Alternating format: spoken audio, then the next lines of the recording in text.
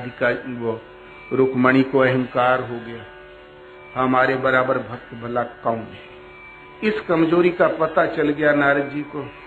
पहुंच गए, बोले रुक्मणी जी आप चाहे कितना नाज करो, लेकिन भगवान के हृदय में जो स्थान गोपियों का है आप उसमें 0 पॉइंट पर हैं।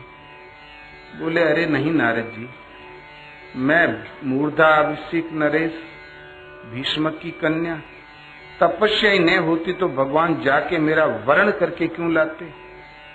बोले रुक्मणी जी कुछ भी कहो, किंतु सभा सोसाइटी में इष्ट मित्रा में भगवान के मुंह से जब निकलता है तो गोपियां हैं, राधिका गोपी हैं, राधिका गोपी हैं।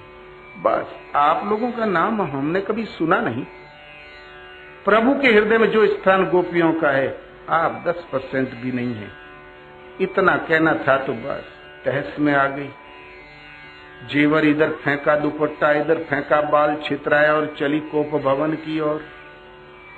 आज किसी को नाराजगी प्रकट करना हम लोगों के घरों में तो यहीं खड़े होकर भैं भैं रोना शुरू कर दिया, लेकिन राजा महाराजाओं की यहाँ रुलाई शुरू कर दिया तो राजकाज चौपट हो जाएगा।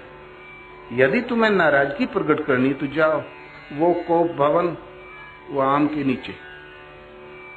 चली कोप भवन की ओर।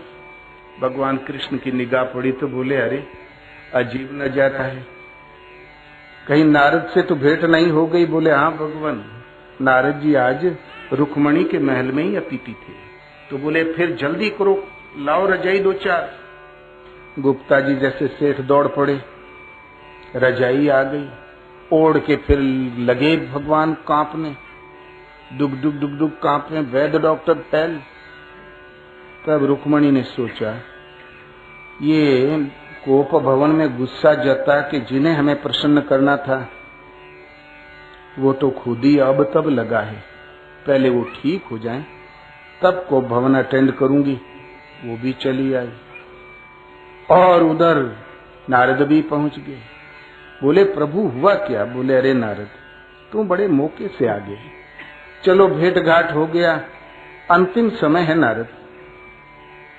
बोले आखिर हुआ क्या। बोले मत पूछो मत नारद, ये है मस्तिष्क ज्वर, इसका भी इलाज आविष्कार हुआ ही नहीं। तो बोले अरे प्रभु कोई तो इलाज। बोले इलाज तो नहीं है नारद, लेकिन एक पुण्य कोई दान कर दे तो प्राण बच सकते हैं। बोले वो कैसे होगा। बोले मुझ में स्नेह रखने वाली कोई रानी अपनी पवित्र चरण धूली दे दे और मैं सिर पे रख लूं, उस पुण्य से प्राण बच सकते हैं, दवाई तो अब नहीं रही। तब नारद घूम पड़े, रुक्मणी, सत्यभामा, जामवंती, 8 पटरानियों की ओर। बोले जल्दी चरण धुल दो। सब पीछे हट गई। बोले अरे नारद ये हमारे पूज्य हैं, इनकी चरण धूली हमारे सिर पर, हम अपनी क्षुद्र धूली भला इनके कपारे कैसे डालें। कल लोग क्या कहेंगे सिरवा वाले के। बोले अब कपारे पे पांव धर के रहेंगे लगी, मर्यादा भी कुछ होती। नारद जी बोले अरे आपकी मर्यादा जाना चाहता है, बेधब्य सहना पड़ेगा। बोले नारद जी भाग्य का लिखा तो भोग नहीं पड़ता है। सब रुक्मणी भी पीछे हट गई। तब भगवान ने औरों तगड़ा मुंह बनाया, रुलाई वाला। बोले अरे नारद वृंदावन चल जाओ, शायद किसी को मुझ पर तरस आ जाए। नारद भागे वृंदावन, करील के कुंजों में, रुक्मणी के राधिका के संरक्षण में। सब गोपियां बैठी कृष्ण के वियोग में कीर्तन कर रही थी। नारद को देखा तो खड़ी हो गई, सादर चरणों में प्रणाम किया। बोले देव ऋषि आप तो भ्रमणशील हैं, कहीं कन्हैया को देखा। बोले हाँ मैं वहीं से आ रहा हूँ। कैसे कन्हैया। तो बोले अभी तो ठीक है, जाने पर भेंट हो या न हो मैं कह नहीं सकता। बोले आखिर हुआ क्या। बोले शक्त बीमार, अब तब लगा है, जाने पर भेंट हो भी सकती है नहीं भी हो सकती। बोले अरे नारद जी फालतू बातें न करें, ये बताओ हम लोगों लायक कोई सेवा तो नहीं है। बोले चरण धूली मांगा है। तुरंत सब गोपियां पांव पीटने लगी रमण रेती में, कहीं बगैर चरण छुआ कोई कण न चला जाए।